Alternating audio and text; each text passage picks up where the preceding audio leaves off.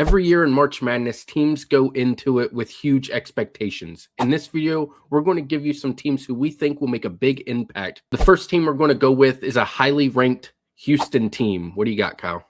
Well, Houston, we've all known Houston the last few years.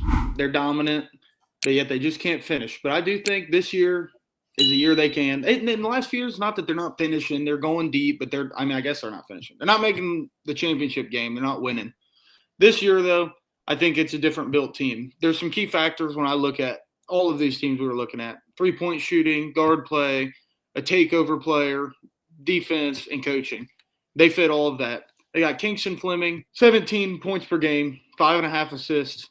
And if you guys haven't watched him, you got to. I don't think there's anybody quicker that's just going to blow by the defender. And he's going to get them a look when they have to. And that's one thing that they've struggled with for a lot of years is just late possession. They can't just get a bucket. They've had other players, like they still have them, though. Emmanuel Sharp, he's averaging 16 points a game. Milos Uzan, 11.5 a game, which last year I think Uzan averaged like 17 or 18, and he was their blow-by guy, playing point guard. But they got he's sophomore, Flemings, and he's unbelievable. You got to watch him. It's when you look at this team with defense, they average 8.5 steals a game. They got 4 players that average over 1 a game, which means at any time one of them are going to get 2 or 3. I think that just goes a long way. Kelvin Sampson, the coach, we all know him. I just think this year's the year they're one of those teams. They allow 61.5 points a game while they score 79 points a game. So they're beating teams by 17 points. That's in the Big 12 now, too, the more Big 12 games they have. So they're beating the teams by a lot, so they're not going to lose a game they shouldn't. They're going to be late in March. And another thing quick, this is like their 3rd or 4th year in the Big 12 against the top level competition. The Big 12 to me is, if not the best conference of college basketball, it's the second best. Mm-hmm. And they're 8-1 in the conference right now, 20-2 overall. They're a great team. The next team we got is Virginia, led by Ryan Odom, who is a great coach. He's won at all levels. Low Division I. He's even coached in Division II as well. He was the coach in 2018, I believe, that beat the number 1 Virginia team. He also coached at Utah State 4 years ago, in VCU the last 2 years, 193 combined wins over the last 8 seasons. That's 24 wins a year. He has always won, like I said. And this Virginia team is not the Tony Bennett style Virginia team. This team can score buckets at will. Couldn't agree more. Ryan Odom in there. I mean, if you're a 16 seed and you beat the 1 seed, you're doing something right. And then, as you said, goes to Utah State, wins. VCU wins. Now you get him where he's actually at a good school, quote unquote. They've been really good. They've won some big games this year too. And I like what you said with the style. It's not Tony Bennett's team. They let it fly. They move it. They run. They're not trying to score and win 50-50. Offensively, Virginia is super balanced. They have 4 players averaging double digits and 2 more averaging 8 points a game. Anybody can get buckets here. They shoot the ball super well from 3. 6 players average 3 or more 3-point attempts per game. And those 6 players shoot that at 36.8%. DeRidder is their best player. He's their leading scorer with 16.7 points per game, shooting 53% from the field. The offense is super efficient. The whole team is super efficient. They're 3rd in the nation in offensive rebounding percentage, and they're pretty safe with the ball. They don't turn it over much. Their defense is even better than their offense in a lot of categories. 7th in the nation in block percentage. In the paint, they're one of the best teams in the nation. They average 6 steals and 6 blocks a game, which I didn't know that before looking into more teams. That's a crazy stat to me. 6 steals and 6 blocks a game. Virginia scores 83 points per game and only allowing 68 points per game. Overall, this team is super strong on defense, on the 3-point line, and especially in the paint with all the blocks, like I said. They're very efficient on offense and can shoot tons of threes. Their coach is proven, wins at all levels, and they're top 22 in both offense and defense in KenPom. 17th on offense, 22nd on defense. They're 4-0 versus Q1A and 4-2 versus Q1. This is a great team come March. Keeping in the ACC here, I got Duke. Pretty cliche, I get it, but it's just what it is. They're built for March. They got 1 player, Cam Boozer, averaging 23.5 points per game, 9.9. We're calling it 10 rebounds a game, 4 assists per game. He leads all 3 of those. And this goes back to what I said earlier with the impact player.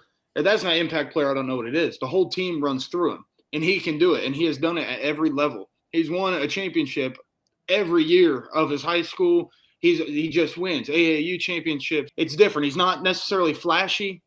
He's really like Cooper Flagg was sort of that in a way, where he's not necessarily flashy, but he just does everything right.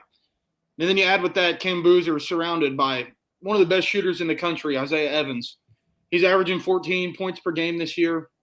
But the thing about him is he gets real hot. And we've all seen it. If you've watched Duke, you've seen it, because it's about every few games he ends up getting hot.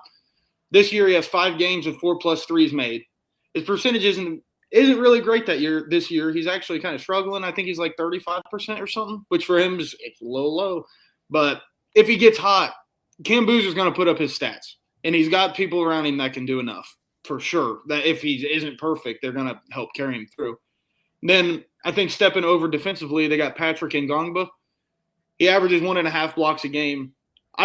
With watching him, I don't know if I've seen anybody really that can rotate and guard anybody like him. He pretty much guards their best player.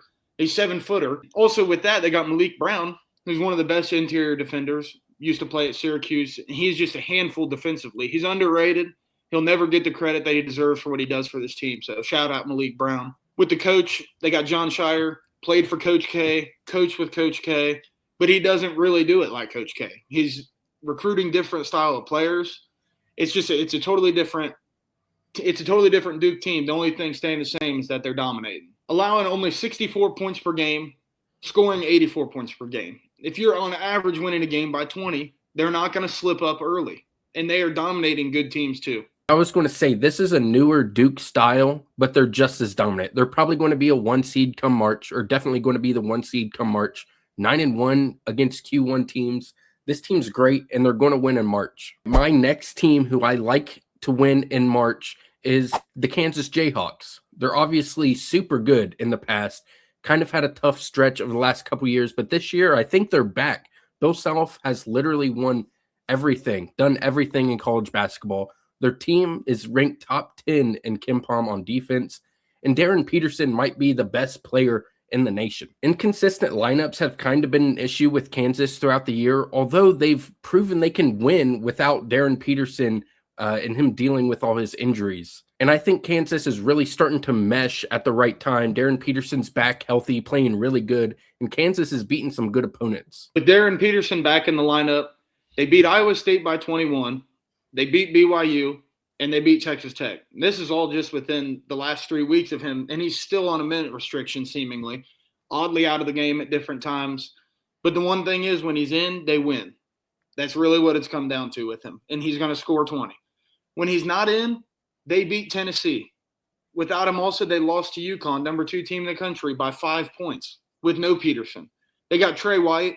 He's one of the best three-point shooters in the country, and he can go off. Also, sidebar, with that UConn game, he had 5 points. If Trey White plays how he's been playing the rest of the year, they're going to win. They got Flory Badunga. They're just very well put together. And I think a huge factor, too, Bill Self having health issues. He's missed, I know, 1 game, maybe 2 games this year. And the one game, it was an hour before game. He literally got admitted in the hospital. They come out and win. They're them. Their team is them. They're a team. Melvin Council's stepped up huge.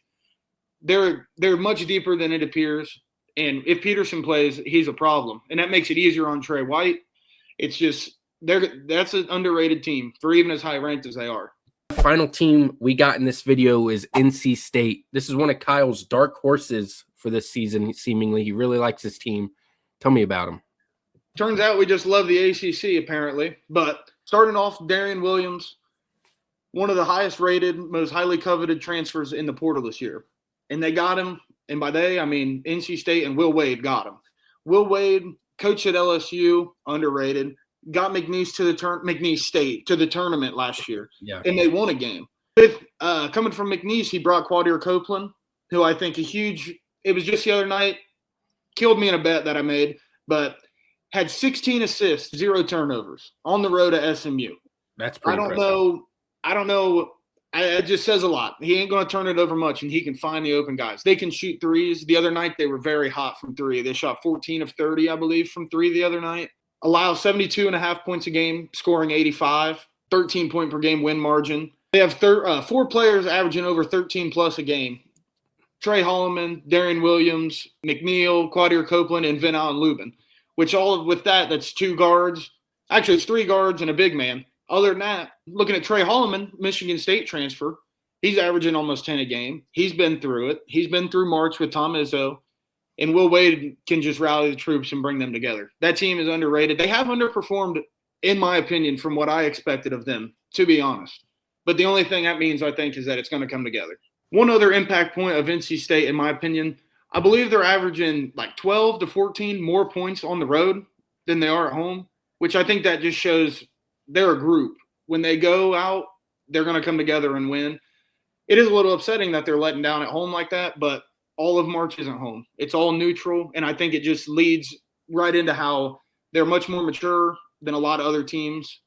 And Quadir Copeland, if you've watched him, he'll score the first basket of the game 2-0, 30 seconds in the game, and he's talking the other team like he already won the game. They're confident, and I think he gets going on offense and defense, and he passes the ball. It really all goes through him, and he came with Will Wade from McNeese. Make sure to comment down below if you think we're crazy and who you think will be a great team come March.